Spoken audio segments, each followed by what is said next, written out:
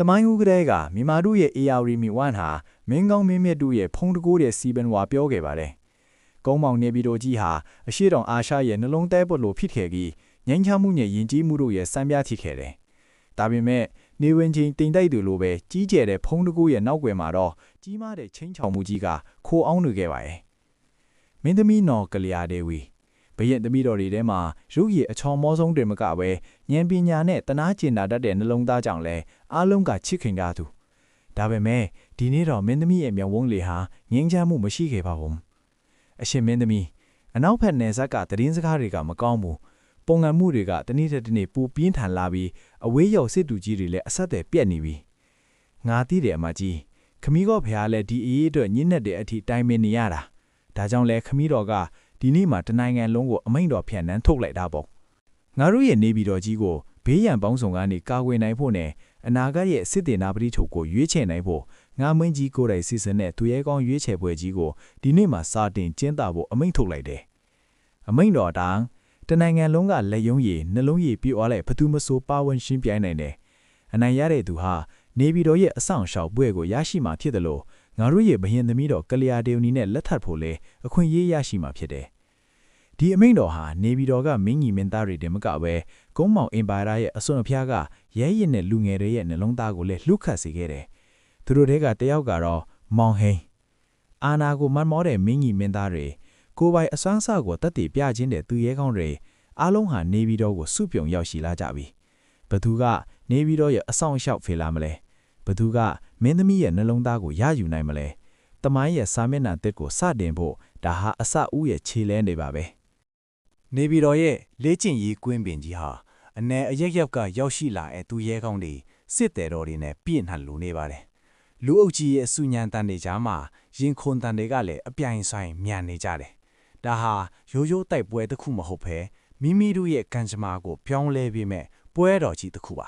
။ဟာဒီလိုဖုံတော်ထဲကလာတဲ့ကောင်တွေကများငါနဲ့ရှင်ကျင်နေသေးတယ်။ကိုယ့်အရေးချင်းကိုတိကျစမ်းပါ။မင်းသားမင်းရဲရန်တို့ရဲ့လှောင်ပြောင်တန်ကကွင်းပြင်တစ်ခုလုံးဟိမ့်ထသွားပါတယ်။သူဟာခံနာတဲ့ဝတ်စုံနဲ့သူ့ရဲ့လေးအတက်ပညာကိုပြသလိုက်တဲ့အခါပြစ်မှန်ရဲ့အလဲဘိုးကိုတက်တဲမှတ်ထိမှန်သွားပါတယ်။ပရိသတ်တွေစီကဩဘာတန်တွေထွက်ပေါ်လာပေမဲ့မင်းသားရဲ့မျက်လုံးနဲ့ပါတော့အနိုင်ရလိုစိတ်ထက်ပိုတဲ့မောင်မာမှုတွေကဖုံးလွှမ်းနေပါတယ်။စင်မြင့်ထက်ကနေအသားရစောင့်ကြည့်နေတဲ့မင်းသမီးကလျာဒေဝီကတော့ထပ်ပြန်တစ်ချက်ကိုခိုးချလိုက်မိပါတယ်။သူ့ရဲ့ဘဝကိုဒီလိုမောင်မာတဲ့သူမျိုးလက်ထဲအနှံချင်တာကတော့အမှန်ပါပဲ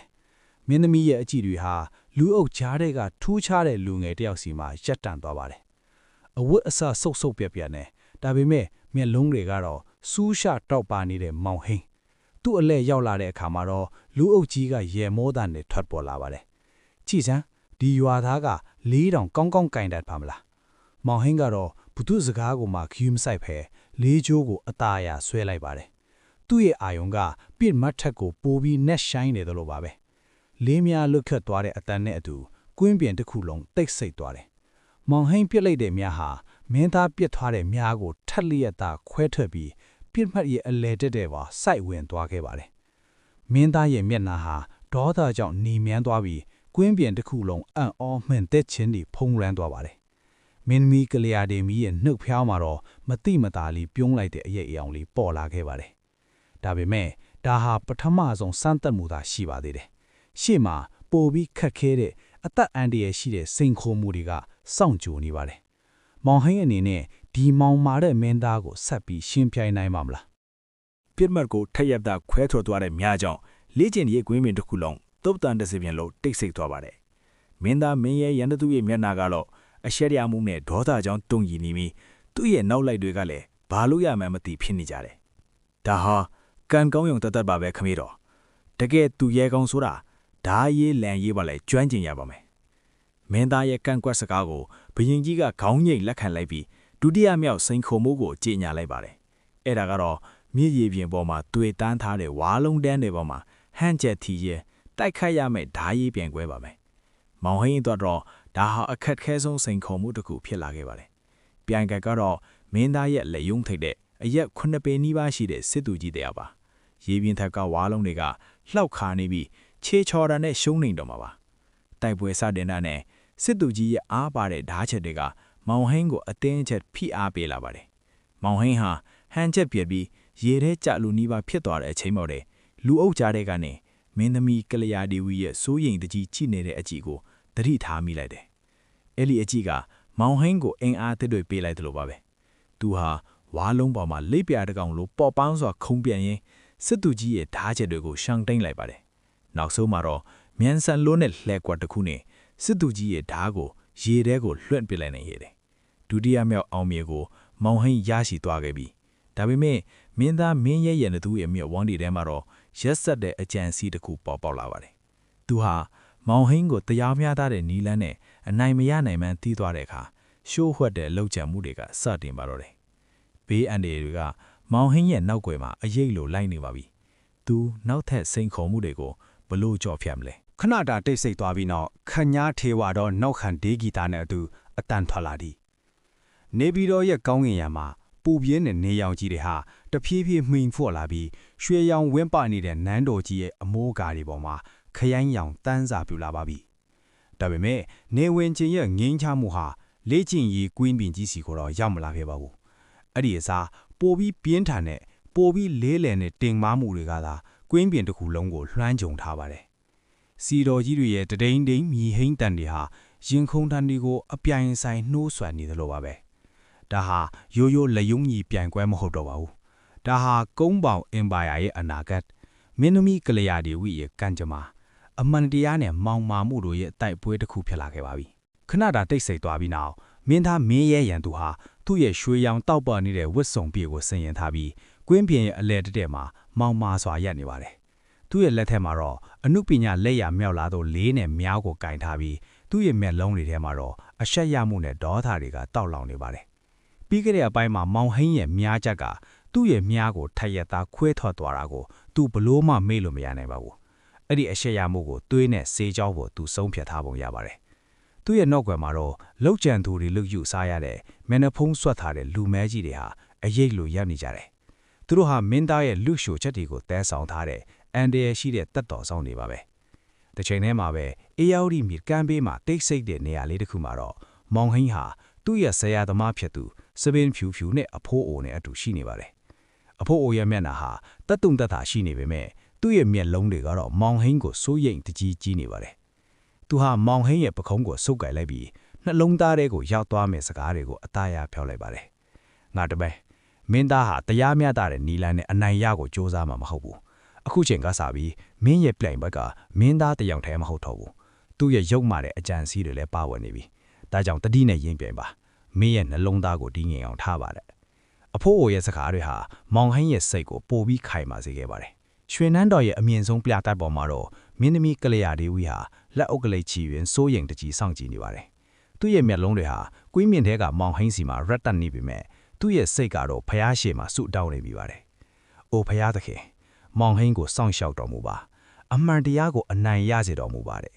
မင်းသမီးဟာမောင်ဟင်းကိုယုံကြည်ပေမဲ့မင်းသားရဲ့ယူမော့မှုကိုလည်းကောင်းကောင်းသိနေပါတယ်သူ့ရဲ့ဘဝဟာဒီတိုက်ပွဲရဲ့ result ပေါ်မှာမူတည်နေတာကိုသူသိနေပါတယ်ခဏတာတိတ်ဆိတ်သွားပြီးနောက်စီတော်ကြီးတီးလိုက်တဲ့အတန်းနဲ့သူစတုထမြောက်စိန်ခေါ်မှုစတင်တော့မယ်ဒါဟာစင်စည်းအတတ်ပညာနဲ့လန်ရေးပြိုင်ပွဲပါပဲကွင်းပင်ထဲကိုခညာထေဝါလာတို့တိုက်စင်ကြီးနှကောင်ဝင်ရောက်လာပါတယ်မင်းသားဟာသူ့ရဲ့စင်ကြီးပေါ်မှာမောင်မာစွာစီးနှင်းလိုက်ပြီးမောင်ဟင်းကတော့ဒုတိယစင်ကြီးပေါ်ကိုတီးငိမ်စွာတက်လိုက်ပါတယ်တိုက်ပွဲစတင်တော့စင်ကြီးနှကောင်ဟာအချင်းချင်းတိုးဝီတိုက်ခိုက်ကြပြီးမင်းသားနဲ့မောင်ဟင်းကလည်းလှန်တွေကိုအသုံးပြုပြီးအပြိုင်အဆိုင်တိုက်ခိုက်ကြပါတယ်တိုက်ခိုက်တန်များစင်ဟင်းတန်များလှန်ချင်းရိုက်တန်များဟာအတော်ပင်ဆူညောင်နေပါတယ်မင်းသားဟာသူ့ရဲ့အစွမ်းစားကိုပြောက်တာလို့ပုံရပြီးမောင်ဟင်းကိုပြင်းထန်စွာတိုက်ခိုက်ပါတယ်ဒါပေမဲ့မောင်ဟင်းဟာဆီရာဓမားရဲ့စကားတွေကိုတတိယပြီးတီငိမ်စွာရှောင်တင်းလိုက်ပါတယ်သူဟာစင်စည်းအသက်ပညာမှာလည်းကျွမ်းကျင်ကြောင်းတက်ထေပြလိုက်ပြီးမင်းသားရဲ့တိုက်ခိုက်မှုတွေကိုဟန်ချက်မပြတ်ဘဲနဲ့ရှောင်တင်းနိုင်ခဲ့ပါတယ်တိုက်ပွဲဟာပိုပြီးပြင်းထန်လာတဲ့အချိန်မှာမင်းသားကသူ့ရဲ့လွတ်ရှုပ်တဲ့အစီအစဉ်ကိုစတင်တော့ပါတော့တယ်သူဟာမောင်ဟင်းကိုတိုက်ခိုက်ရင်းနဲ့သူ့ရဲ့လက်ထဲကလှန်ကိုမောင်ဟင်းရဲ့စင်ကြီးရဲ့မျက်လုံးစီကိုလွှင့်ပြလိုက်ပါတယ်ဒါဟာတရားမျှတတဲ့နီလာမဟုတ်ပါဘူးဒါဟာ reset တဲ့ရုံမှတဲ့လောက်ရပါပဲစင်ကြီးဟာနာကျင်မှုကြောင့်ရုန်းကန်ပြီးမောင်ဟင်းဟာစင်ပေါ်ကနေပြုတ်ကျလုံနီးဖြစ်သွားပါတယ်ကွင်းပင်တစ်ခုလုံးအံ့ဩမင်းထက်သွားပြီးမင်းသမီးကလျာဒေဝီရဲ့မျက်လုံးတွေထဲမှာတော့သွေးပြတ်သလိုကြည်နေပါတယ်ဒါပေမဲ့မောင်ဟင်းကအရှုံးမဖေးတယ်ပါဘူး သူဟာစင်ပေါ်ကနေအမြန်ဆုံးခုန်ချလိုက်ပြီးကွင်းပြင်ထဲမှာမတ်တက်စွာရပ်လိုက်ပါတယ်သူ့ရဲ့မျက်လုံးတွေထဲမှာတော့ဒေါသဓာတ်ပိုတဲ့ပြတ်သားသောအမှန်တရားရဲ့အရှိန်အဝါတွေကတောက်လောင်နေပါတယ်သူဟာသူ့ရဲ့ဓာတ်ကိုဆွဲထုတ်လိုက်ပြီးမင်းသားစီကိုရှောက်သွားပါတယ်မင်းသားဒီနေ့မှပဲမင်းရှုံးသွားပြီဒါပေမဲ့မင်းရဲ့ရက်ဆက်တဲ့ရုံမာတဲ့လောက်ရတွေဟာဘယ်တော့မှဖုံးကွယ်လို့မရဘူးအမှန်တရားဟာအမြဲတမ်းအနံ့ရလိမ့်မယ်တဲ့မောင်ဟင်းရဲ့စကားတွေဟာကွင်းပင်တစ်ခုလုံးဟိန်းထွက်သွားပါတယ်မင်းသမီးကလျာဒေဝတိရဲ့မျက်လုံးတွေထဲမှာတော့ဝမ်းသာရိတ်တွေကတောက်ပါနေပါတယ်သူ့ရဲ့ဘဝဟာအန်ဒီယေကနေကင်းဝေးသွားတာကိုသူသိနေပါတယ်ခဏတာတိတ်ဆိတ်သွားပြီးနောက်ဘယင်ဟာမောင်ဟင်းကိုချီးမြှောက်ပေမဲ့မင်းသားရဲ့ရက်ဆက်တဲ့လုံရတွေကိုလည်းစိုးရိမ်တကြီးစောင့်ကြည့်နေပါတယ်မောင်ဟင်းမင်းရဲ့အစွမ်းစားနဲ့အမှန်တရားကိုချစ်မြတ်နိုးတာကိုငါချီးမြှောက်နေဒါပေမဲ့ဒီနေ့မှာပဲမင်းရဲ့ပြိုင်ဘက်ကမင်းသားတယောက်တည်းမဟုတ်တော့ဘူးသူ့ရဲ့ယုံမတဲ့အကြံအစည်းတွေလည်းပါဝင်နေပြီဒါကြောင့်တတိနဲ့ရင်းပြိုင်ပါတော့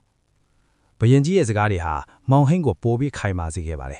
ဒါပေမဲ့မင်းသားကအရှုံးမပေးခဲ့ပါဘူးသူ့ရဲ့ရက်ဆက်တဲ့အကြံအစည်းတစ်ခုကိုစတင်တော့ပါတော့တယ်သူဟာမောင်ဟင်းကိုတရားမျှတတဲ့နီလန်းနဲ့အနိုင်ရမနိုင်ဘူးရှင်းသွားခဲ့အခါလွတ်ရှုံတဲ့လှုပ်ကြံမှုတွေကစတင်လွန်ပါမယ်ဘေးရန်တန်းတွေဟာမောင်ဟင်းရဲ့နောက်ွယ်မှာအရေးလိုလိုက်နေပါပြီသူနောက်ထပ်စိန်ခေါ်မှုတွေကိုဘလို့ကြော်ဖြတ်မလဲမင်းသားရဲ့ယုံမတဲ့အစီအစဉ်တွေကိုဘလို့ရင်ဆိုင်မလဲမင်းသမီးကလျာဒေဝီရဲ့ကန့်စမာကတော့ဘလို့ဖြစ်လာမလဲနေပြည်တော်ရဲ့ကောင်းကင်ရောင်မှာလာပိညရဲ့လက်ရောင်ဟာအေးမြစွာကြာဆင်းနေပြီမဲ့လက်ချီဤကွင်းမြင်ဤရဲ့ဘေးပတ်မှာတော့အေးစိတ်နဲ့တင်းမာမှုတွေကဖုံးလွှမ်းနေစေပါပဲနေကင်းကကျင်းပါခဲ့စင်စည်းလန်ထိုးခွဲရဲ့အောင်ပွဲတန်တွေဟာမြေပြင်ပေါ်မှာပဲ့တင်ထက်နေတုံရှိသေးပေမဲ့အမောင်ထုထဲမှာတော့မမြင်ရတဲ့အန်ဒီရီကတိတ်တဆိတ်အမြင့်တွယ်နေပါတယ်မောင်ဟင်းဟာသူ့ရဲ့အဆောင်ငယ်လေးထဲမှာဓားကိုဘေးနားမှာချပြီးငိမ်သက်စွာတရားထိုင်နေပါတယ်ဒါပေမဲ့သူ့ရဲ့အာယုံတွေကတော့ပဝင်းချိန်ကတည့်ရွက်လှုပ်တန်ကစားတတိထားနေမိပါတယ်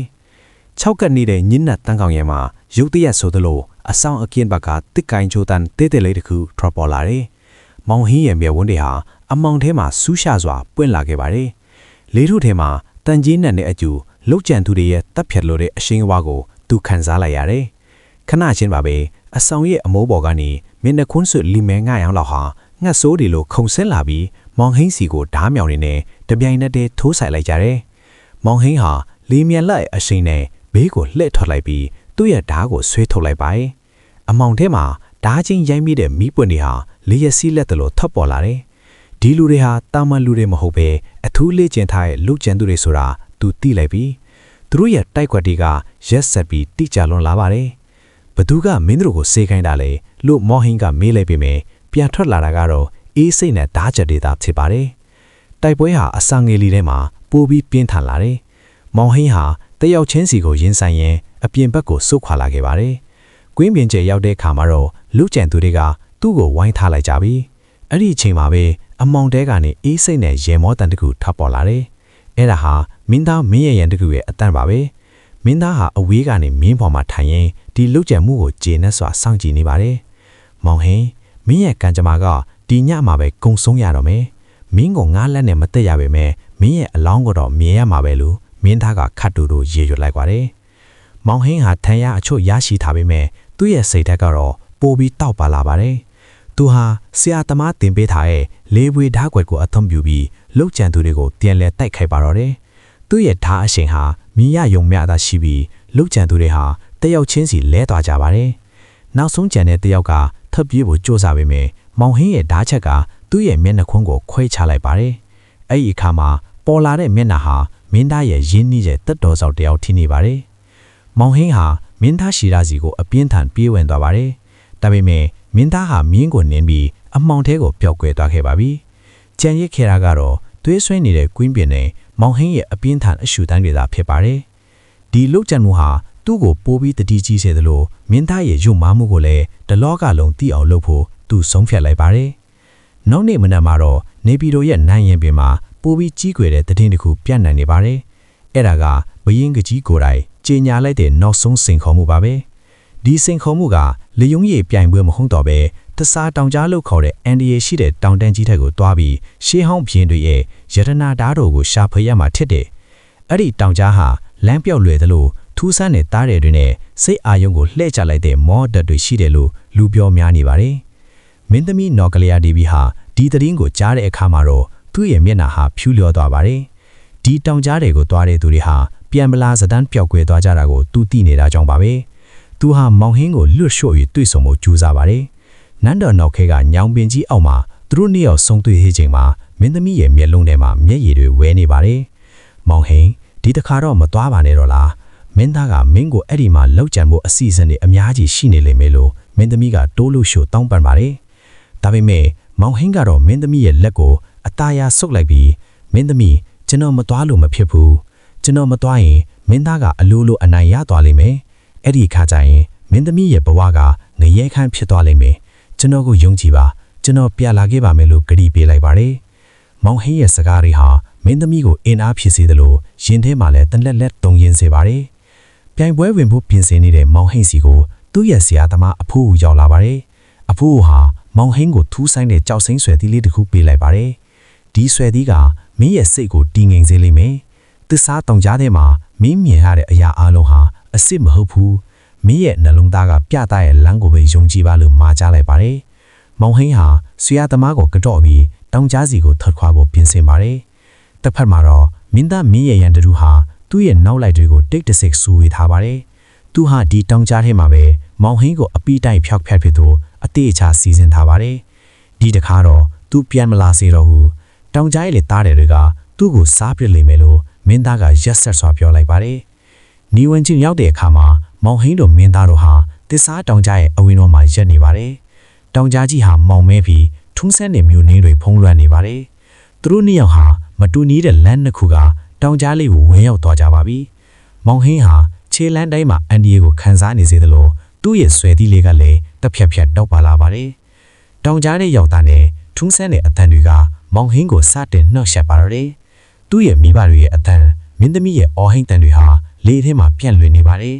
ဒါဟာစိတ်အာယုံကိုဖျက်ဆီးမယ်ပထမဦးဆုံးစမ်းသပ်မှုပါပဲမောင်ဟင်းဟာမျက်လုံးကိုမိတ်ပြီးဆရာသမားရဲ့စကားကိုပြန်လည်ကြားရောက်နေပါတယ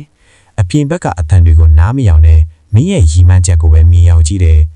မောင်ဟင်းဟာရှေ့ကိုဆက်ရှောက်ရင်းနဲ့ရုတ်တရက်ဆိုသလိုမြေပြင်ကတုန်ခါလာပြီးကြီးမားလာရဲ့မွေးနှကန်းကြီးတစ်ကောင်ဟာအမောင်ထဲကနေထွက်ပေါ်လာပါတယ်အဲ့ဒီမွေးနှကန်းရဲ့မျက်လုံးတွေဟာမီးတောင်တွေလိုနီးရဲနေပါတယ်ဒါကတကယ်သားတယ်လားဒါမှမဟုတ်စိတ်အာယုံကဖန်တီးလိုက်တဲ့အရာလားမောင်ဟင်းဟာသူ့ရဲ့ဓာတ်ကိုတင်းတင်းဆိုကလေးရင်ဒီကြီးမားတဲ့တတဝါကြီးကိုဘလို့ရင်ဆိုင်မလဲတစ်ဖက်မှာတော့မင်းသားဟာတောင်ကြားရဲ့အခြားနေရာမှာအခက်အခဲတွေကြုံတွေ့နေပါတယ်သူဟာအာနာမက်ပေါ်စေကြောင်တောင်ကြားရဲ့အမောင်တူးထဲမှာလမ်းပြောင်းနေပြီးသူ့ရဲ့နောက်လက်တွေကလည်းတယောက်ချင်းစီပျောက်ကွဲကုန်ကြပါပြီမင်းသားရဲ့မျက်နှာမှာတော့ပထမဦးဆုံးအကြိမ်ထိကြောက်ဖြူရံမွေအရေးအဝါပေါ်လာပါတယ်မောင်ဟင်းအနေနဲ့ဒီကြီးမားတဲ့မွေးနှကန်းကြီးကိုကြောဖြတ်ပြီးရတနာဓာတ်တော်ကိုရှာဖွေနိုင်ပလာ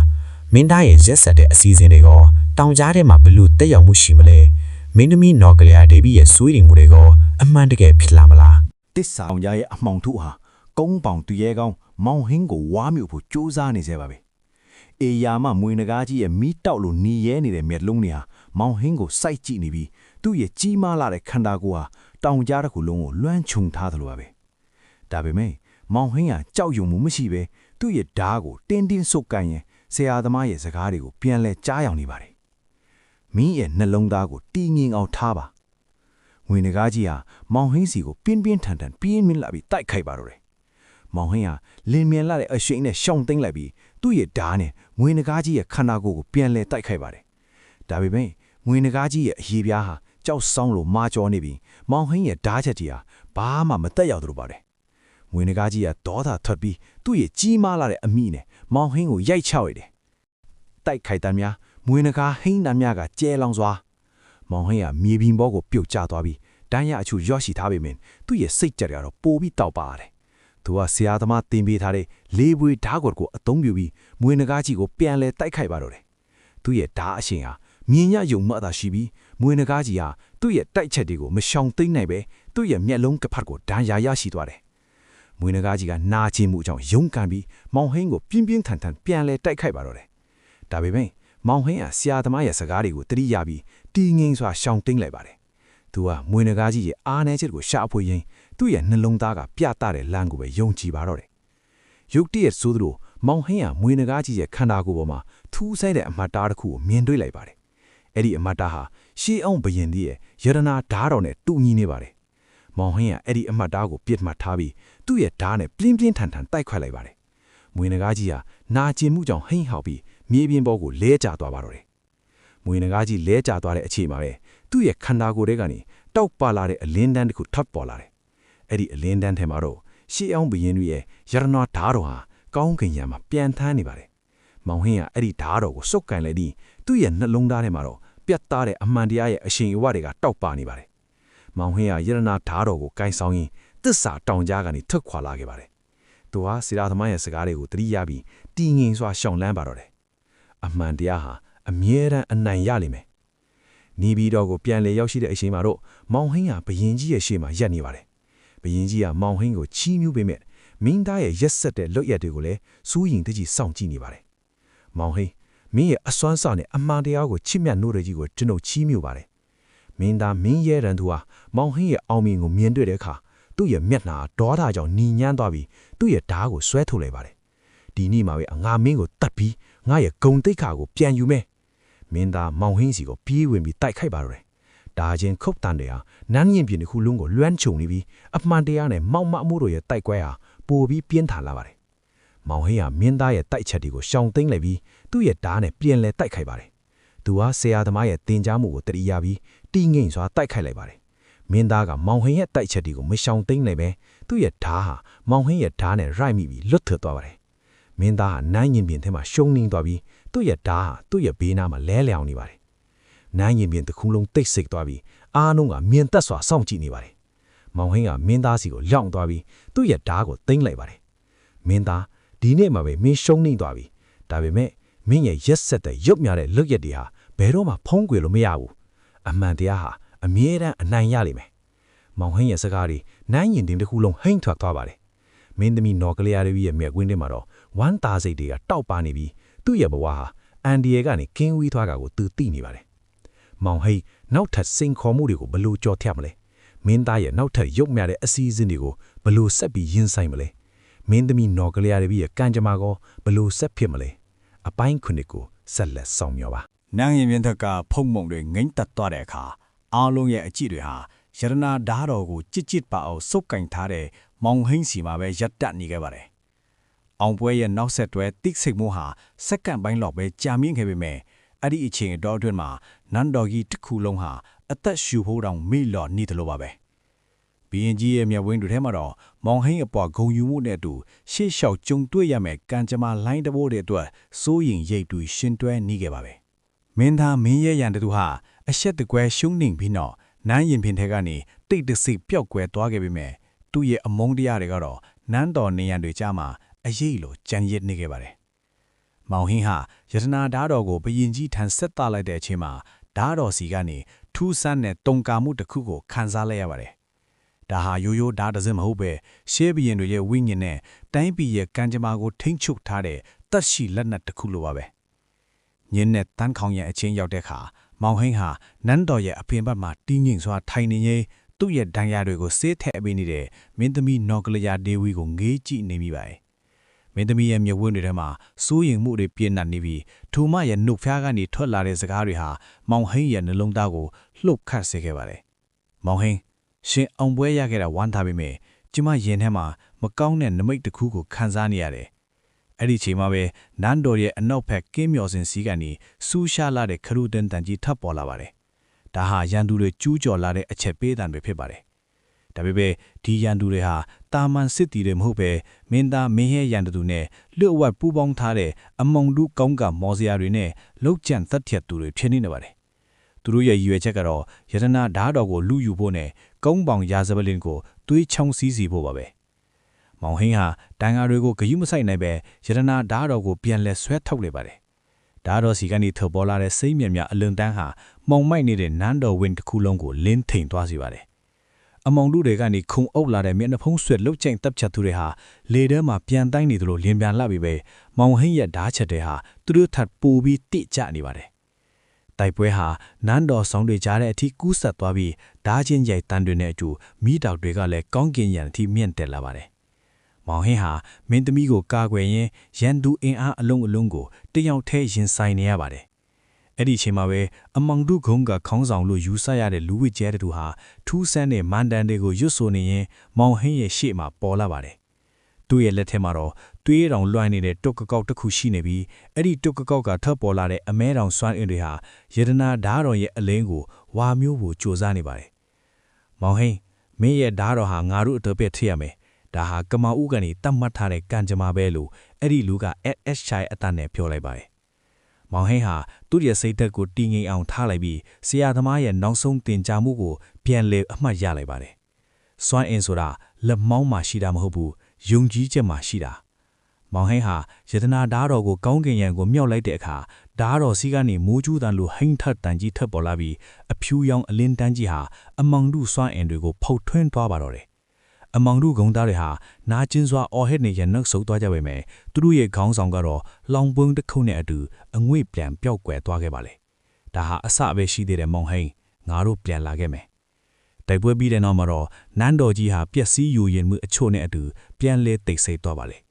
ေဘုရင်ကြီးဟာမောင်ဟိန်းကိုနန်းတော်ရဲ့လုံခြုံရေးအတွက်တာဝန်ရှိဆုံးသူရဲကောင်းအဖြစ်တရားဝင်ကြီးများလိုက်ပေမဲ့မောင်ဟိန်းကတော့ဓာတ်ကိုဝမ်းမတာနိုင်ခဲ့ပါဘူးသူတည်နေလာကတော့ဒီအမောင်တို့ခေါင်းရဲ့နောက်ကွယ်မှာမင်းသားမင်းရဲ့ရန်ကသူတမင်မဟုတ်ပဲတိုင်းကြီးကိုဖျက်ဆီးမဲ့ပုံမိုကကြီးမားတဲ့လျှို့ဝှက်ချက်တွေရှိနေတာဆိုတာပါပါရဲ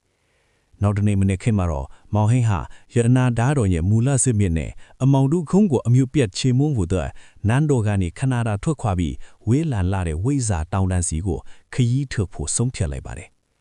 မင်းသမီးနော်ကလျာဒေဝီဟာမောင်ဟိန်းရဲ့ခရီးစဉ်မှာအတူလိုက်ပါဖို့ခွင့်တောင်းပေမဲ့မောင်ဟိန်းကတော့သူမရဲ့ဘေးကင်းစီအတွက်ညှင်းဆန်းခဲ့ပါတယ်ကျွန်တော်ပြန်လာခဲ့ပါမယ်မင်းသမီးအမှန်တရားကိုတည်တည်ပြဖို့အတွက်ကျွန်တော်တွားရမယ်မောင်ဟိန်းဟာမြင်းသစင်းဓာတ်သစင်းနဲ့အတူနေပြည်တော်ကနေဝေးတာကိုထွက်ခွာလာရင်သူ့ရဲ့ရှေ့မှာစောင့်ကြိုနေမဲ့အန်ဒီရဲ့တစ်တွေကိုမျောလင့်ကြည့်နေပါတယ်လန်ခီမှာသူဘလို့ထူးဆန်းတဲ့လူတွေနဲ့ထပ်မံတွေ့ဆုံအောင်မလဲအမောင်တို့ခုံးရဲ့အရှင်သမီးကကောဝတ္ထုဖြစ်အောင်မလဲယတနာဓာတ်တော်ရဲ့တကယ်အစွမ်းကပါလဲဆိုတာကတော့လာမဲ့အပိုင်းမှာဆက်လက်ရင်ခုန်ချရမှာပါနောက်ထပ်ဘလို့စိန်ချမှုတွေကမောင်ဟင်းကိုစောင့်ကြိုနေတာလေအပိုင်း၈ကိုဆက်လက်စောင့်မျှော်ပါနေပြည်တော်ရဲ့မြို့ရိုတွေမြင်ကွင်းကနေတချေးဖေးပျောက်ကွယ်သွားတဲ့အထိမောင်ဟင်းဟာနောက်ကိုပြတ်မကြည့်ပဲရှေ့ကိုပဲဆက်လျှောက်နေခဲ့ပါတယ်။သူ့ရဲ့ပခုံးပေါ်မှာတော့တိုင်းပြည်ရဲ့ကံကြမ္မာကိုစုပ်ကင်ထားတဲ့ရတနာဓာတ်တော်ကအလေးအနက်တည်ရှိနေပါတယ်။လန်ခီဟာတိတ်ဆိတ်လုံးနေပေမဲ့မောင်ဟင်းရဲ့စိတ်ထဲမှာတော့နန်းတော်ထဲမှာကြံရွက်ခဲ့တဲ့မင်းသမီးနော်ကလျာဒေဝီရဲ့စိုးရိမ်ပူပါနေတဲ့မြုပ်ဝန်းတွေကိုပဲမြင်ရောက်နေမိပါတယ်။ဒါပေမဲ့အမှန်တရားကိုရှာဖွေဖို့ဆိုရင်ဒီအထီးကျန်တဲ့လမ်းကိုသူရွေးချယ်ရမှာပဲဖြစ်ပါတယ်။ရက်အနှဲငယ်ကြာပြီးနောက်မှာတော့မောင်ဟင်းဟာလူသူမနီးတဲ့မြူမောင်တောအုပ်ကြီးရဲ့အဝင်ဝကိုရောက်ရှိလာပါတယ်။ဒီတောအုပ်ဟာဝိဇာတောင်တန်းစီကိုတွားရလမ်းမှာအန်ဒီရဲ့အရှိဆုံးနေရာတစ်ခုလို့ကြော်ကြားပါတယ်။တောအုပ်ထဲမှာထူးဆန်းတဲ့အငွေ့အသက်တွေကဖုံးလွှမ်းနေပြီးတစ်ပင်ကြီးတွေဟာသက်ရှိတရဝါတွေလိုပဲမောင်ဟင်းရဲ့ခြေလမ်းတိုင်းကိုစောင့်ကြည့်နေသလိုခံစားရပါတယ်။ရုတ်တရက်ဆိုသလိုလေထုထဲမှာပုတ်စော်နန်းတဲ့အနံ့တစ်ခုပြန့်လွင့်လာပြီးမြေပြင်ပေါ်ကတိတ်လွက်၆တေဟာတုန်ခါလာပါတယ်။အမောင်ထုခေါင်းရဲ့လှုပ်ကြံတက်ဖြတ်သူတွေဟာသူ့နောက်ကိုအရေးလိုလိုက်နေစေဆိုတာမောင်ဟင်းသိလိုက်ပါတယ်။ဒါပေမဲ့ဒီတစ်ချိန်မှာတော့သူတို့ဟာတယောက်ချင်းမဟုတ်ဘဲအုပ်စုလိုက်ဝင်ရောက်တိုက်ခိုက်ဖို့ပြင်ဆင်နေကြတာပါ။တစ်ပင်ထိတ်တွေပေါ်ကနေအမဲရောင်ဝစ်ဆုံးဝစ်လူတွေဟာမြားစိတ်တွေနဲ့ပစ်ခတ်လိုက်တဲ့အခါမောင်ဟင်းဟာရတနာဓာတ်တော်ကိုထုတ်ပြီးလင်းမြန်းစွာကာကွယ်လိုက်ပါတယ်။ဓာတ်တော်စီကထပ်ပေါ်လာတဲ့စိမ့်မြအလင်းတန်းဟာမြားတွေကိုလေထဲမှာတင်လောင်ကျွမ်းသွားစေပါရဲ့။တိုက်ကွဲဟာပိုးပြီးပြင်းထန်လာပါတယ်။လှုပ်ကြံတက်ဖြတ်သူတွေဟာတာမန်ဓာတ်ရည်တွေမကပဲအမောင်တို့မောပညာတွေကိုသုံးပြီးမောင်ဟင်းကိုဝိုင်းရံထားကြပါတယ်။မောင်ဟင်းမင်းဘလောက်ပဲတော်နေပါစေဒီတောအုပ်ထဲကနေအသက်ရှင်လျက်ထက်သွားနိုင်မှာမဟုတ်ဘူးလို့သူတို့ထဲကတယောက်ကလောင်ပြောင်စာနဲ့ပြောလိုက်ပါတယ်။မောင်ဟင်းဟာတစ်ချက်မျှမတုံလို့ပဲဓာတ်ကိုမြေပြင်ပေါ်စိုက်ချလိုက်ပါတယ်။ဓာတ်တော်စီကထွက်ပေါ်လာတဲ့စွမ်းအင်လိုင်းဟာမြေပြင်တစ်ခုလုံးကိုတုံခါသွားစေပြီးရန်သူတွေကိုလွင့်စင်သွားစေပါတယ်။အဲ့ဒီအချိန်မှာပဲတောအုပ်ရဲ့အနက်ဆုံးနေရာကနေထူးဆန်းတဲ့ပုဂ္ဂိုလ်တစ်ယောက်ထွက်ပေါ်လာပါတယ်။သူဟာအဖြူရောင်ဝက်စုံကိုဝတ်ထားပြီးသူ့ရဲ့လက်ထဲမှာတော့တစ်တာဒုတ်ကောင်းတစ်ချောင်းပဲရှိပါတယ်။သူရောက်လာတာနဲ့တပြိုင်နက်အမောင်တို့စွမ်းဟင်းတွေကတဖြည်းဖြည်းယော့နေသွားပြီးလှုပ်ကြံတက်ဖြတ်သူတွေဟာကြောက်လန့်တကြားနဲ့ထွက်ပြေးသွားကြပါတယ်။ငယ်ရွယ်သောသူရဲ့ကောင်မင်းရဲ့ဓာတ်တော်မှာရှိတဲ့စွမ်းဟင်းကကြီးမားလွန်းနေ။ဒါပေမဲ့မင်းရဲ့စိတ်ကတော့အခုထိဝန်တော့ဝန်ဖိုးတွေနဲ့ပြည်နေတော့မယ်။လိုအဲ့ဒီပုဂ္ဂိုလ်ကတီးငင်စွာပြောလိုက်ပါရဲ့။ သူဟာတောရာဝိစာလို့လူသိများတဲ့ဆေးဟောင်းပညာရှိတယောက်ဖြစ်ပါတယ်။သူကမောင်ဟင်းကိုဝိစာတောင်တန်းရဲ့လျှို့ဝှက်တရားတွေနဲ့ယတနာဓာတ်တို့ရဲ့မူလစစ်မီခီကိုစတင်ပြောပြပါတော့တယ်။ဓာတ်တော်ဟာတိုင်းပြည်ကိုကာကွယ်ဖို့အတွက်ဖန်တီးထားတာဖြစ်ပေမဲ့အမားယွင်းရှိရဲ့လက်ထဲကိုရောက်သွားရင်တော့ကဘာကြီးကိုပျက်စီးစေမဲ့ဘေးဒုက္ခဖြစ်လာနိုင်တယ်လို့သူကတတိပေးပါတယ်။မောင်ဟင်းဟာအဲ့ဒီညမှာဝိဇ္ဇာကြီးရဲ့ထံမှာတရားထိုင်ပြီးသူ့ရဲ့စိတ်ဝိညာဉ်ကိုပြန်လဲစုစည်းခဲ့ပါတယ်။နောက်နေ့မှာတော့မောင်ဟင်းဟာဝိဇ္ဇာကြီးပေးလိုက်တဲ့လမ်းညွှန်ချက်နဲ့အတူဝိဇ္ဇာတောင်တန်းရဲ့အမြင့်ဆုံးထိပ်ဖျားကိုဆက်လက်ခီးညင်းခဲ့ပါတယ်။လမ်းခီးမှာသူဟာအေယာရကြောက်တောင်ကြီးတွေကိုကြော့ဖြတ်ရသလိုရေစည်းထန်လာတဲ့မြစ်ကြီးတွေကိုလည်းဖြတ်တန်းခဲ့ရပါတယ်။တနေရာမှာတော့သူဟာစာလောင်မုတ်မီတိုင်းနေတဲ့ရွာသူရွာသားတွေကိုတွေ့ခဲ့ပြီးသူမှာပါလာတဲ့ရိခါတွေကိုမျှဝေပေးခဲ့ပါတယ်။အဲ့ဒီရွာသားတွေစီကနေတိလိုက်ရတာကတော့အမောင်တို့ကောင်ဟာတိုင်းပြည်ရဲ့နေရာအနှံ့မှာအာနာဇတ်ကိုဖြန့်ကျဲဖို့ကြိုးစားနေတာဖြစ်ပြီးလူများစုကဒုက္ခရောက်နေကြတာဆိုတာပါ။မောင်ဟင်းရဲ့ရင်ထဲမှာဒေါသနဲ့အတူတာဝန်စိတ်တွေပိုပြီးပြင်းထန်လာပါတယ်။သူဟာဝိဇ္ဇာတောင်တန်းရဲ့ခြေရင်းကိုရောက်တဲ့အခါမှာတော့တောင်တန်းတစ်ခုလုံးဟာအဖြူရောင်မြူနှင်းတွေနဲ့ဖုံးလွှမ်းနေတာကိုတွေ့လိုက်ရပါတယ်။ဒီမြူနှင်းတွေဟာတာမန်မြူနှင်းတွေမဟုတ်ပဲလူတွေရဲ့စိတ်နှလုံးထဲကကြောက်ရွံ့လန့်မှုတွေကိုဖော်ပြပေးနိုင်တဲ့မာယာမြူတွေဖြစ်နေပါတယ်။မောင်ဟင်းဟာမြူထဲကိုရှောင်ဝင်သွားတဲ့အခါမှာတော့သူ့ရဲ့ရှေ့မှာမင်းသားမင်းရဲ့ရန်တူနဲ့မင်းသမီးနော်ကလျာဒေဝီရဲ့ပုံရောင်ကြီးတွေကိုမြင်ရလာပါတယ်။မင်းသားရဲ့ပုံရောင်ကြီးကတော့သူ့ကိုတပ်ဖြတ်ဖို့ကြိုးစားနေပြီးမင်းသမီးရဲ့ပုံရောင်ကြီးကတော့သူ့ကိုအကူအညီတောင်းနေတာပါ။မောင်ဟင်းဟာစိတ်အာယုံတွေခြောက်ခြားလာပေမဲ့သူ့ရဲ့ယတနာဓာတ်တော်စီကထွက်ပေါ်လာတဲ့အေးမြတဲ့စွမ်းအင်ကသူ့ကိုတတိပြန်ဝင်စေပါတယ်။ဒါဟာငါရဲ့စိတ်ထဲကကြောက်ရွံ့လန့်မှုတွေပဲ။ငါဒါကိုကြော်ဖြတ်ရမယ်လို့သူကိုယ်တိုင်ကိုတတိပေးလိုက်တဲ့အခါမာယာမြူတွေဟာတဖြည်းဖြည်းကွယ်သွားပါတော့တယ်။တောင်ထိပ်ကိုရောက်ခါနေမှာတော့အမောင်တို့ကောင်ရဲ့အကြီးတန်းစစ်သူကြီးတယောက်ဖြစ်တဲ့အငဲထောက်လို့ခေါ်တဲ့လူတယောက်ကမောင်ဟင်းကိုစောင့်ကြိုးနေပါတယ်။သူ့ရဲ့ဓာတ်ဟာသွေးရောင်တွေလွှမ်းနေပြီးအော်ဟစ်တန်တွေထွက်ပေါ်နေပါတယ်။မောင်ဟင်းမင်းရဲ့ခီးစဉ်ကဒီမှာပဲအဆုံးသတ်ရတော့မယ်လို့သူကဟင်းဟောက်လိုက်ပါတယ်။မောင်ဟင်းနဲ့အငဲသားတို့ရဲ့တိုက်ကွဲဟာတောင်ထိပ်ပေါ်ကကြောက်ခေါင်တွေကျွေကြရတဲ့အထိပြင်းထန်လာပါတယ်။ဓာချင်းရိုက်တန်တွေဟာမိုးချွင်တန်တွေလိုကောင်းကင်ညံအထိပဲ့တင်ထပ်နေပါတယ်။မောင်ဟင်းဟာဝိဇာကြီးစီကရခဲ့တဲ့သင်္ကန်းစာအတိုင်းသူ့ရဲ့စွမ်းအင်တွေကိုစုစည်းပြီးယရနာဓာတ်တို့ရဲ့ကောင်းကင်ညံဓာတ်ချက်ကိုပထမဦးဆုံးအချိန်ထုတ်ဖော်လိုက်ပါတယ်။ဓာတ်တော်စီကထွက်ပေါ်လာတဲ့အလင်းတန်းဟာအငဲသားရဲ့အမောင်တို့ဓာတ်ကိုနှစ်ပိုင်းကျိုးစွာစေပြီးသူ့ကိုလည်းတောင်အောက်ကိုလွန့်ဆင်းသွားစေပါတယ်။အောင်မြင်ပွဲရခဲ့ပေမဲ့မောင်ဟင်းဟာမောဟိုက်နေခဲ့ပါတယ်။အဲ့ဒီအချိန်မှာပဲတောင်ထိပ်ပေါ်ကရှိတဲ့ဆေးဟောင်းဖျားเจ้าကြီးရဲ့တကားတွေဟာအလိုအလျောက်ပွင့်သွားပါတော့တယ်။ဖျားเจ้าထဲမှာတော့ယတနာဓာတ်တော်ကိုဖန်တီးခဲ့တဲ့ဓာတ်တူထေခေါင်းကြီးရဲ့ရုပ်ထုကိုတွေ့လိုက်ရပြီးအဲ့ဒီရုပ်ထုစီကနေထွက်ပေါ်လာတဲ့အတန်ကြီးကမောင်ဟင်းကိုစကားပြောလာပါတယ်။မောင်ဟင်းမင်းဟာစမ်းသပ်မှုတွေကိုကြော်ဖြတ်နိုင်ခဲ့ပြီ။ဒါပေမဲ့တကယ်စစ်ပွဲကအခုမှစတာ။အမောင်တို့ခေါင်းရဲ့အရှင်သခင်ဟာနန်းတော်ထဲမှာရှိနေတယ်။မောင်ဟင်းဟာထိတ်လန့်သွားပါတယ်။တိုင်းပြည်ရဲ့ရန်သူဟာအပြင်မှာရှိနေတာမဟုတ်ဘဲနန်းတော်ရဲ့အတွင်းထဲမှာရှိနေတာဆိုတာသူသိလိုက်ရပါတယ်။မောင်ဟင်းဟာယတနာဓာတ်တော်ရဲ့အစွမ်းအပြည့်အဝကိုနိုးတင်စေပြီးနေပြည်တော်ကိုအမြန်ဆုံးပြန်သွားဖို့ပြင်ဆင်ပါတယ်။ဒါပေမဲ့သူ့ရဲ့ရှေ့မှာတော့တောင်တန်းတစ်ခုလုံးကိုဝိုင်းရံထားတဲ့အမောင်တို့ခေါင်းရဲ့စစ်တပ်အလုံးအရင်းကိုမြင်လိုက်ရပါတယ်။မောင်ဟင်းတယောက်တည်းဒီစစ်တပ်ကြီးကိုဘလို့ရင်ဆိုင်မလဲ။နန်းတော်ထဲမှာကြံရစ်ခဲလေမင်းသမီးရဲ့အသက်ကောအန်ဒီရဲ့ကင်းရဲ့လား။လျိုဝက်တွေဟာပိုပြီးနှက်နဲလာပါတယ်။မောင်ဟင်းရဲ့နောက်ဆုံးတိုက်ပွဲဟာဘလို့ဖြစ်လာမလဲ။အမှန်တရားနဲ့အမောင်တို့ရဲ့အဆုံးအဖြတ်တိုက်ပွဲဒီကိုနောက်ပိုင်းမှာဆက်လက်ရှုရှားကြရမှာဖြစ်ပါတယ်။အမှန်တရားဟာဘဲတော့မမြုံနိုင်စေဘူးဆိုတာကိုမောင်ဟင်းတက်လေပြနိုင်မလား။ဇက်လိုင်းရဲ့အထွတ်တိုက်အပိုင်းတွေကိုလက်မလွတ်အားနဲ့စောင့်ကြည့်ပေးကြအောင်နော်။ ဝိဇာတောင်ထိပ်ကလေပြင်းတွေဟာမောင်ဟင်းရဲ့ကိုဘိုးကတန်ရတွေကိုအေးဆက်စွာတိုက်ခတ်နေပေမဲ့သူ့ရဲ့ရင်ထဲမှာတော့မီးတောက်တစ်ခုလိုပြင်းပြောက်တဲ့ခန်းစားချက်တွေကိန်းအောင်နေပါတယ်။ငရဲသားစစ်ဘူးကြီးကိုအနိုင်ယူပြီးတဲ့နောက်ရရှိလိုက်တဲ့အမှန်တရားဟာဓာတ်ချက်ထဲပို့ပြီးနာကျင်ဖို့ကောင်းနေခဲ့ပါတယ်။တိုင်းပြည်ရဲ့တကယ်ရန်သူဟာအဝေးမှာမဟုတ်ပဲသူအသက်ပေးကာကွယ်ခဲ့တဲ့နန်းတော်ရဲ့အလဲဘဟုံမှာရှိနေတယ်ဆိုတဲ့အသည့်ကသူ့ကိုအရင်ကထက်ပိုပြီးရင့်ချက်သွားစေပါတယ်။မောင်ဟင်းဟာရတနာဓာတ်တော်ကိုကြစ်ကြစ်ပအောင်စုပ်ကိုင်းရင်တောင်အောက်မှာဝိုင်းရံထားတဲ့အမောင်တို့ကွမ်းရဲ့စစ်တီအလုံးရင်းကိုငုံကြည့်လိုက်ပါတယ်။သူတို့ဟာလူသားစစ်တီတွေမဟုတ်တော့ပါဘူး အမောင်မော်ပီနိုင်ရဲ့ထိန်ချုပ်မှုကိုခံထားတဲ့ဝိညာဉ်မဲ့အစစ်သက်ကြီးတစ်ခုလိုပါပဲမောင်ဟင်းဟာအထက်ကိုဖြင်းဖြင်းရှူသွင်းလိုက်ပြီးဝိဇာကြီးတင်ချပေးခဲ့တဲ့စိတ်ဆွမ်းအင်တွေကိုစူးစီးလိုက်ပါတယ်ရတနာဓာတ်တော်စီကထွက်ပေါ်လာတဲ့အစိမ်းရောင်အလင်းနဲ့ဟာအရင်ကထက်ပိုမိုတောက်ပါလာပြီးမိုးကုတ်ဆက်ဝိုင်းအထိဖျားထွက်သွားပါတယ်မောင်ဟင်းဟာတောင်ထိပ်ကနေအောက်ကိုမြားတစင်းလိုခုန်ဆင်းလိုက်တဲ့အခါသူ့ရဲ့ကိုယ်ပတ်လည်မှာအလင်းစွမ်းအင်တွေကဒိုင်းတစ်ခုလိုကာကွယ်ပေးထားပါတယ်စစ်တီတွေကြားထဲကိုမောင်ဟင်းကျဆင်းသွားတဲ့အချိန်မှာထွက်ပေါ်လာတဲ့ပောက်ကွဲတန်းကြီးဟာတလောင်လုံးကိုတုံခါထွားစေပါတယ်ဓာတ်တစ်ချက်ဝေ့ရမ်းလိုက်တိုင်းအမှောင်တို့စွမ်းအင်တွေဟာဖုံမုတ်တွေလိုလွင့်ဆင်းသွားပါတယ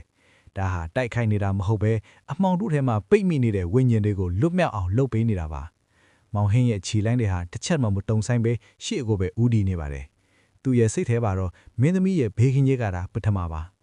တိုက်ကွဲကြားကနေရုံးထွက်နိုင်ခဲ့ပြီးနောက်မောင်ဟင်းဟာမြင်းတစည်းကိုအပြင်းနိုင်ရန်နေပြီးတော့စည်းကိုခီးဆက်ထဲပါတယ်လန်ခီမှာတွေ့ရတဲ့မြင်းကွင်းတွေဟာသူ့ကိုပိုပြီးထိတ်လန့်စေပါတယ်တချင်းကစီကားခဲ့တဲ့ရွာလေးတွေဟာအခုတော့တိတ်ဆိတ်၆ကပ်ပြီးလူတွေရဲ့မျက်လုံးထဲမှာကြောက်ရွံ့မှုအရေးအယောင်တွေပဲမြင်နေရတာပါအမောင်တို့ကိုင်းရဲ့အာနာဟာနန်းတော်ကနေတဆင့်ပြည်သူတွေစီကိုအစိမ်ငွေ့တွေလိုပြန့်နှံ့နေပြီဆိုတာသိတာပါတယ်မောင်ဟင်းဟာညစ်နဲ့တန်းခေါင်အချိန်မှာနေပြည်တော်ရဲ့မြို့ယိုနာကိုရောက်ရှိလာပါတယ်မြို့ယိုဘော်ကကင်းစစ်တီတွေဟာအရင်ကသူတီးခဲ့တဲ့ရဲဘော်ရဲဘက်တွေမဟုတ်တော့ပဲမျက်လုံးတွေထဲမှာသွေးရောင်လွှားနေတဲ့သူစိမ့်တွေခင့်နေပါတယ်မောင်ဟင်းဟာတိုက်ရိုက်ဝင်ဖို့မထင်နိုင်တာကြောင့်နန်းတော်ရဲ့လျှို့ဝှက်ရေမြောင်းလန်းကနေတိတ်တဆိတ်ထိုးဖြောက်ဝင်ရောက်ခဲ့ပါတယ်နန်းတော်ဝင်းထဲကိုရောက်တဲ့အခါအငွေ့အသက်တွေကလေးလိမ့်ထိုင်ဝိုင်းနေပြီးပန်းကျင်တွေကတစ်ပင်တွေတောင်ညှို့အနွားနေတာကိုတွေ့ရပါတယ်မောင်ဟင်းဟာမင်းသမီးနော်ကလျာဒေဝိရှိတာအဆောင်စီကိုအရေးလို့ရည်မြန်းစွာကူးခတ်ထားပါတယ်အဆောင်ရှိမှာကင်းဆောင်တွေအလောက်ကျက်ထပ်ဖြတ်သူတွေကိုအတန်မထွက်အောင်နှိမ်နှင်းပြီးနောက်မောင်ဟင်းဟာအတွင်းထဲကိုဝင်လိုက်ပါတယ်မင်းသမီးဟာကတဲ့ပေါ်မှာတတိမိတ်နေသလိုလဲလျောင်းနေပြီးသူမရဲ့ပတ်ပတ်လည်မှာအမဲတောင်မန်းတဲ့အရှင်ရင်တွေဝိုင်းရံနေပါတယ်မောင်ဟင်းဟာစိုးရင်တကြီးနဲ့သူမအနာကိုသွားဖို့ကြိုးစားပြီးနောက်အခန်းတောင်ကထိထွက်ပေါ်လာတဲ့လောင်ပြုံတန်တစ်ခုကြောင့်ရက်တန်းသွားပါတယ်မောင်ဟင်းမင်းပြန်လာတာစောလာကြလားအဲ့ဒီတန်းဟာသူအမြဲတမ်းလေးစားခဲ့ရတဲ့ဘရင်ကြီးရဲ့အကြံပဲအမတ်ကြီးထင်နေပါတယ်ဒါပေမဲ့အခုတော့အမတ်ကြီးရဲ့ကိုယ်ပေါ်မှာအမှောင်တုခိုင်းရဲ့တင်ကေတတွေပါတဲ့ဝစ်ကျွန်းကိုဝစ်ထားပြီးသူ့ရဲ့လက်ထဲမှာတော့ငရဲသားစစ်သူကြီးရဲ့ဓားကြိုးကိုကိုက်ထားပါတယ်မင်းတီးသွားတဲ့အမှန်တရားကမင်းကိုတတ်လိမ့်မယ်မောင်ဟင်းဘရင်ကြီးကမင်းသမီးကဒီတိုက်ပြီတစ်ခုလုံးကအခုတော့ငါရဲ့လက်ထဲမှာပဲလို့အမတ်ကြီးကပြောလိုက်ပါတယ်မောင်ဟင်းဟာဒေါသကြောင့်တူညီနေပေမဲ့စိတ်ကိုအတတ်နိုင်ဖုံတင်းငင်အောင်ထားပါတယ်သူသိလိုက်ရတာကအမတ်ကြီးဟာအမှောင်တုခိုင်းရဲ့တကယ့်ခေါင်းဆောင်ဖြစ်ပြီးဘရင်ကြီးကိုမှော်ပင်ကန်နဲ့ထိန်းချုပ်ထားတာဖြစ်ပါတယ်မောင်ဟင်းဟာရတနာဓာတ်တော်ကိုမြောက်လိုက်တော့အမှန်တရားဟာပြောနဲ့အမှောင်တုအောက်မှာဒူးထောက်မှာမဟုတ်ဘူးလို့ကြွေးကြော်လိုက်ပါတယ်အမတ်ကြီးဟာလက်ကိုဝေးရမ်းလိုက်တော့အခန်းထဲမှာရှိတဲ့အမဲတောင်စွမ်းအင်တွေကတရဲတကောင်လိုပြောင်းလဲသွားပြီးမောင်ဟင်းကိုတိုက်ခိုက်ပါတော့တယ်ဒီတိုက်ခိုက်မှုဟာတာမန်လယုံကြီးတိုက်ခိုက်မှုမဟုတ်ပဲစိတ်ဝိညာဉ်ချင်းရင်ဆိုင်တဲ့တိုက်ခိုက်မှုပါအမကြီးဟာမောင်ဟင်းရဲ့စိတ်ထဲကအားနည်းချက်တွေကိုရှာဖွေပြီးမင်းသမီးရဲ့အသက်နဲ့ချိန်မြောက်နေပါတယ်မောင်ဟင်းဟာတစ်ဖက်ကရန်သူကိုခံဝင်နေရင်တစ်ဖက်ကလည်းမင်းသမီးကိုကာကွယ်နေရပါတယ်အဲ့ဒီအချိန်မှာပဲတတိမိတ်နေတဲ့မင်းသမီးရဲ့လက်ချောင်းလေးတွေလှက်ရှားလာတာကိုမောင်ဟင်းတတိထားမိလိုက်ပါတယ်သူမကမောင်ဟင်းရဲ့အတန်းကိုကြားနေပြီးသူမရဲ့အတွင်းစိတ်နဲ့အမှောင်တုကိုတိုက်ထုတ်ဖို့ကြိုးစားနေတာပါမောင်ဟင်းကျမကိုဂယုမဆိုင်ပါနဲ့အမှတ်ကြီးကိုပဲအမြင့်ပြတ်လို့ပါလို့မင်းသမီးကအာယူပြီးပြောလိုက်ပါတယ်အဲ့ဒီစကားကမောင်ဟင်းရဲ့ခွန်အားတစ်တစ်ဖြစ်လာပါတယ်သူဟာရတနာဓာတ်တော်ကိုသူ့ရဲ့နှလုံးသားနဲ့တသားသီးဖြစ်အောင်ပေါင်းစပ်လိုက်ပါတယ်ဓာတ်တော်စီကထွက်ပေါ်လာတဲ့အလင်းတန်းဟာအဖြူရောင်စစ်စစ်ဖြစ်သွားပြီးအခန်းထဲကအမှောင်တုအားလုံးကိုလွင့်ဆင်သွားခဲ့ပါတယ်အမတ်ကြီးဟာအလင်းတန်းကြောင့်နောက်ဆုတ်သွားပြီးသူ့ရဲ့မှော်ပညာတွေပြက်ပြဲသွားပါတယ်ဒါပေမဲ့အမတ်ကြီးကအလွယ်တကူအရှုံးပေးမဲ့သူမဟုတ်ပါဘူးသူဟာနန်းတော်ရဲ့မြေတောင်အောက်မှာဝှဲ့ထားတဲ့ရှေးဟောင်မိစ္ဆာဆွဲရင်တွေကိုနှိုးစမ်းအစေဖို့နောက်ဆုံးမန်တန်ကိုရွတ်လိုက်ပါတယ်နန်းတော်မြေပြင်ဟာအက်ကွဲသွားပြီးအောက်ကနေအေယာမြအမဲတောင်လက်ကြီးတွေထွက်ပေါ်လာပါတယ်မောင်ဟင်းဟာမင်းသမီးကိုပွက်ချီးပြီးဘီးကင်းရကိုခုန်ချွတ်လိုက်ပါတယ်အခုတော့တိုက်ကွဲဟာနန်းဆောင်လေးထဲမှာမဟုတ်တော့ပဲနန်းတော်စင်းပင်တစ်ခုလုံးစီကိုပြန့်နှံ့သွားပါပြီနန်းတော်တွေကစစ်တီတွေဟာလည်းအမတ်ကြီးရဲ့မှော်ပင်ညာဆွမ်းအားရော့မြင့်သွားကြောင်းတတိပြန်ဝင်လာကြပြီးမောင်ဟင်းရဲ့ဘက်ကနေရက်တီလာကြပါတယ်သူရဲ့မောင်ဟင်းကိုကူညီကြဆိုတဲ့ဟင်းဟောက်တန်းတွေဟာနန်းတော်ကြီးတစ်ခုလုံးမှာပဲ့တင်ထွက်သွားပါတယ်မောင်ဟင်းဟာမင်းသမီးကိုယုံကြည်နိုင်တဲ့စစ်တီတွေနဲ့အနံပြီးအမတ်ကြီးရှိတာမြေတောင်တွင်းစီကိုတီလောက်ထဲပြန်လစ်လာပါတယ်မြေတောင်တွင်းကြီးထဲမှာတော့အမတ်ကြီးဟာမိစ္ဆာတကောင်လိုပုံစံပြောင်းလဲနေပြီးသူ့ရဲ့ခန္ဓာကိုယ်ဟာအမဲတောင်စွမ်းရည်တွေနဲ့ကြီးထွားနေပါတယ်မောင်ဟင်းမင်းရဲ့ဓာတ်တော်ကငါ့ကိုမတတ်နိုင်ဘူးဒါ ဒါဟာကုန်းပေါင်ပြီးတဲ့အပြစ်တရားတွေကနေမွေးဖွားလာတဲ့စွန့်အင်ဘဲတို့မိစ္ဆာကြီးကအော်ဟိလိုက်ပါတယ်မောင်ဟင်းဟာမကြောက်မရွံ့ပဲရှေ့ကိုတိုးသွားပါတယ်သူသိတာကတော့ဒီစစ်ပွဲဟာတိုင်းပြည်ရဲ့လွတ်မြောက်မှုအတွက်နောက်ဆုံးသောတိုက်ပွဲပဲဖြစ်ပါတယ်မောင်ဟင်းဟာယရနာဓာတ်တော်ကိုကောင်းကင်ယံကိုမြောက်လိုက်တော့နေပြည်တော်ရဲ့ကောင်းကင်ယံမှာထူးဆန်းတဲ့ကျဲစုတန်းတွေပေါ်လာပါတယ်ဒါဟာရှေးဘီရင်တွေရဲ့ကောင်းကြီးပေးခြင်းပါပဲမောင်ဟင်းရဲ့ကိုပတ်လည်မှာရွှေရောင်ဝီကျုံးတော်ကိုလိုအလင်းတွေဖုံးလွှားထားပြီးသူဟာမိစ္ဆာကြီးစီကိုနောက်ဆုံးတော့တိုက်ကွက်နဲ့ခုံဝေးလိုက်ပါတော့တယ်ဒါနဲ့မိစ္ဆာစွမ်းအင်တွေထိတွေ့လိုက်တဲ့အခိုက်အတန့်မှာတစ်မျိုးလုံးကိုလင်းထိန်သွားစေတဲ့အလင်းပေါက်ကွဲကြီးတစ်ခုဖြစ်ပေါ်လာပါတယ်အလင်းတွေပြန်လဲငြိမ်တန့်သွားတဲ့အခါအမှတ်ကြီးဟာပုံပြက်ပန်းပြက်နဲ့လဲကျနေပြီးသူ့ရဲ့အမှောက်တုစွမ်းအင်တွေဟာလေထဲမှာပျောက်ကွယ်သွားပါတယ်နန်းတော်ကြီးတစ်ခုလုံးဟာအရင်ကလိုတင်းငင်အေးချမ်းတဲ့အငွေအသက်တွေကိုပြန်လဲရရှိသွားပါတယ်ဘရင်ကြီးဟာလည်းမော်ပညာလက်ထက်ကနေလွတ်မြောက်လာပြီးမောင်ဟင်းကိုကြီးစုးလွန်းလို့စကားတောင်မပြောနိုင်ရှာတော့ပါဘူးမောင်ဟင်းဟာယရနာဓာတ်တော်ကိုဘရင်ကြီးရဲ့ခြေတွင်းမှာပြန်လဲချထားလိုက်ပြီးကျွန်တော်ရဲ့တာဝန်ပြီးဆုံးပါပြီလို့ပြောလိုက်ပါတယ်ဒါပေမဲ့ဇက်လန်ကဒီမာတင်တီးပါဘူးအမတ်ကြီးရဲ့နောက်ဆုံးထွက်သက်မှာပြောသွားတဲ့စကားတစ်ခွန်းဟာမောင်ဟင်းကိုအတွေးများစေပါတယ်ငါ့ကိုနိုင်ယုံနဲ့မပြီးဘူးမောင်ဟင်းပိုပြီးကြီးမားတဲ့အမှောင်တို့ကပင်လေတစ်ဖက်ကနေလာနေပြီမောင်ဟင်းဟာကောင်းကင်ယံကိုမောက်ကြည့်လိုက်တော့ဝေလန်းလာတဲ့ပင်လေပင်ဘက်ကနေမဲမောင်တွေလည်းတိမ်တောက်တွေတရွေ့ရွေ့လာနေတာကိုတွေ့လိုက်ရပါတယ်ဒါဟာတိုင်းပြည်အတွက်ပိုမိုကြီးမားတဲ့စိန်ခေါ်မှုတစ်ခုရောက်လာတော့မှလားမောင်ဟင်းနဲ့မင်းသမီးတို့ရဲ့ရှေ့ဆက်ရမယ့်ခီးလန်းကဘလို့ဖြစ်ဦးမလဲတိုင်းပြည်ကိုဖျက်ဆီးမဲ့ပိုမိုကြီးမားတဲ့အန်ဒီယာကဘာဖြစ်ဦးမလဲနောက်ထပ်အပိုင်းတွေမှာပိုမိုရင်ခွန့်စွာကောက်တဲ့ဆွင့်စားစဉ်တွေကိုဆက်လက်ရှုစားကြရမှာပါအမှန်တရားရဲ့သူရဲ့မောင်ဟင်းကတော့ဘလို့အန်ဒီယာမျိုးမှမဲ့ရင်ဆိုင်ရပါအမြဲတမ်းအသင်ရှိနေမှာပဲဖြစ်ပါတယ်လာမယ့်အပိုင်းအစီကိုဆက်လက်စောင့်မျှော်အားပေးကြအောင်နော် နန်းတော်တစ်ခုလုံးမှာအောင်ပွဲကန်တန်းတွေစူးညံပေးမိတယ်မောင်ဟင်းရဲ့စက်ကယုံမှာတော့ဝေးလံလာတဲ့ပင်လယ်ပင်စီကိုပဲရောက်ရှိနေခဲ့ပါတယ်အမတ်ကြီးရဲ့နောက်ဆုံးတက်ထက်မှာပြောသွားတဲ့စကားတွေဟာသူ့ရဲ့နားထဲမှာကြီးစန်းတစ်ခုလိုပဲ့တင်ထက်နေစေပါပဲပုံမကြီးမားတဲ့အမောင်ထုဆိုတာဘာကိုဆိုလိုတာလဲတိုင်းပြည်ကိုကဆိုးတွေထဲကနေကဲတင်နေခဲ့ပြီးတော့ထင်ရပေမဲ့ဒါဟာတကယ်စစ်ပွဲကြီးအစားပြုမှုတာဖြစ်နေမလားဆိုတဲ့အတွေ့ကသူ့ကိုအနာမပေးနိုင်ရလို့ဖြစ်စေပါတယ်ရရနေကြီးကြာပြီးတော့မှတော့နီးပြီးတော့ဟာအရင်လိုစီကားတိုင်းမဲ့တဲ့ပုံစံကိုပြန်လည်ရရှိလာပါတယ်လူတွေဟာအမောင်ထုရဲ့၆လန့်မှုတွေကနေလွတ်မြောက်လာကြပြီးလမ်းမတွေပေါ်မှာရေမောတန်တွေပြန်လည်ကြားလိုက်ရပါတယ်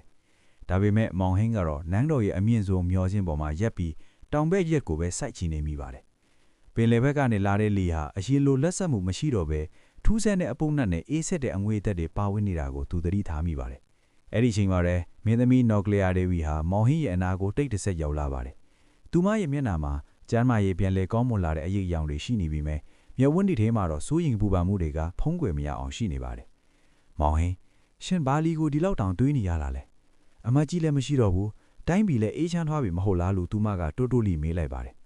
မောင်ဟင်းဟာသူမကိုလျှက်ကြည့်ပြီးခက်ရောင်ရောင်ပြုံးလိုက်ပြီးမြဲမင်းသမီးအပြင်မန်းမှာအေးချမ်းနေပြီမြဲပင်လယ်ဘက်ကနေလာတဲ့တိမ်တိုက်တွေကကျွန်တော်ကိုအနာမပေးနိုင်အောင်လုပ်နေတယ်လို့ပြန်ပြောလိုက်ပါတယ်သူတို့စကားပြောနေတော့မှပဲနန်းတော်ဝင်းထဲကိုမြင်းတစီအဖင်းနှင်းလာတဲ့အတန်ကိုကြားလိုက်ရပါတယ်အဲ့ဒီသူဟာတောင်ဘက်ကန်တို့တန်းကန်နေလာတဲ့တန်တမန်တယောက်ဖြစ်ပါတယ်သူရဲ့အဝတ်အစားတွေဟာစိုးပြန်နေပြီးကိုယ်ပေါ်မှာလည်းဒဏ်ရာတွေနဲ့ပါသူဟာဘီဂျင်ကြီးရှေ့မှာဒူးထောက်ပြီးထိတ်လန့်တကြားသတင်းပို့လိုက်ပါတယ်အရှင်မင်းကြီးတောင်ဘက်ကန်တို့တန်းကရွာတွေအားလုံးဖျက်ဆီးခံလိုက်ပါပြီ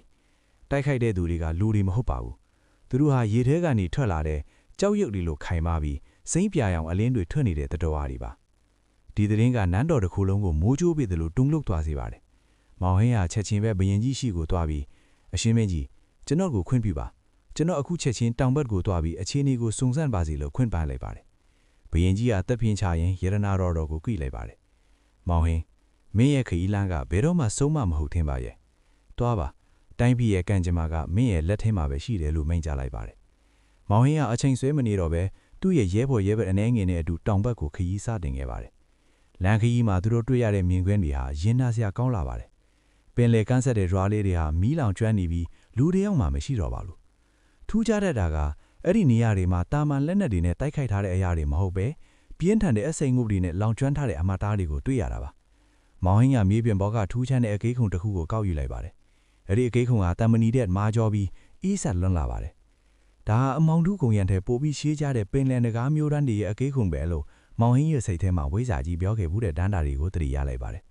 ဒီမျိုးတန်းတွေဟာလွန်ခဲ့တဲ့နှစ်ကောင်းထောင်ကြီးကနေစပြီးပင်လယ်အောက်ခြေမှာအကျဉ်းချထားခင်ရသူတွေဖြစ်တယ်ပြီးမှအခုတော့တစုံတစ်ယောက်ကသူတို့ကိုနှိုးတောက်လိုက်ပြီဆိုတာထင်ရှားနေပါတယ်မောင်ဟင်းကကန်းရှီကိုရောက်တဲ့အခါ ပင်လေပြင်ကနေတဖြည်းဖြည်းတက်လာတဲ့ထူထပ်တဲ့မီနတ်ကြီးကိုတွေ့လိုက်ပါတယ်။အဲ့ဒီမီနတ်ကြီးထဲမှာတော့အေးရဝသင်္ဘောကြီးတွေဟာအယိုးစုတွေလိုပေါ်ထွက်နေရပါတယ်။ရုတ်တရက်ဆိုတာနဲ့ပင်လေထဲကနေစိမ့်ပြရောင်အလင်းတန်းတွေတစ်ခတ်လာပြီးမောင်ဟင်းတို့ရှိတာကိုတိုက်ခိုက်ပါတော့တယ်။ရေတရဲလို့ခေါ်ရမယ့်တပ်တော်တွေကဂုံဘတ်ပေါ်ကိုခုန်တက်လာကြပါတယ်။သူတို့ရဲ့လက်ထဲမှာတော့ရေမော်ပညာနဲ့လှုပ်ထားတဲ့လက်တွေပါလာပါတယ်။မောင်ဟင်းကရတနာတော်ကိုထုတ်ပြီးခုခံလိုက်ပါတယ်။ဒါတော့ရဲ့အစိမ်းရောင်အလင်းနဲ့ရေတရဲတွေရဲ့စိမ့်ပြရောင်အလင်းတွေထိတွေ့တဲ့အခါပြင်းထန်တဲ့ပေါက်ချောက်မှုတွေထပ်ပေါ်လာပါတယ်။မောင်ဟင်းကသူ့ရဲ့ဓာရီကိုအစွမ်းကုန်ထုတ်ယူနေရပါတယ်။ဘာလို့လဲဆိုတော့ဒီတပ်တော်တွေဟာဒဏ်ရာရပြီးမဲ့ချက်ချင်းပြန်လဲကူးတာနိုင်တဲ့စွမ်းအားရှိနေလို့ပါ။တိုက်ပွဲကြားထဲမှာမောင်ဟင်းကသူတို့ရဲ့ခေါင်းဆောင်လူယူဆရမယ့်တပ်တော်တယောက်ကိုတွေ့လိုက်ပါတယ်။သူဟာလူသားပုံစံရှိပြီးမဲ့အရေးပြားတွေကငါးကီးကုံတွေလိုဖက်နေပြီးခေါင်းပေါ်မှာတော့တနာကြောက်တန်တွေနဲ့လှုပ်ထားတဲ့တရဖူးကိုစောင်းနေပါတယ်